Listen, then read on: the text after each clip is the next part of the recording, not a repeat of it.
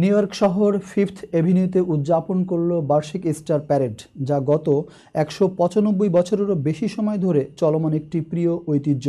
উজ্জ্বল রোদের নিচে সকল শ্রেণীর পেশার মানুষ মিলিত হন এই উৎসব উপভোগ করতে।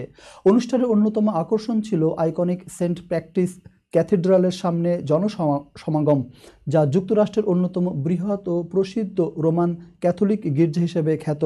হাজারো মানুষ উপাসনা ও উদযাপনে অংশ নিতে এখানে জড়ো হন।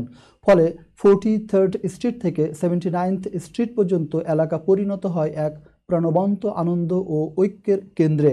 এই অনুষ্ঠানকে আরও তাৎপর্যপূর্ণ করে তোলে কয়েকজন উচ্চ পদস্থ কর্মকর্তা ও বিশিষ্টজনের উপস্থিতি।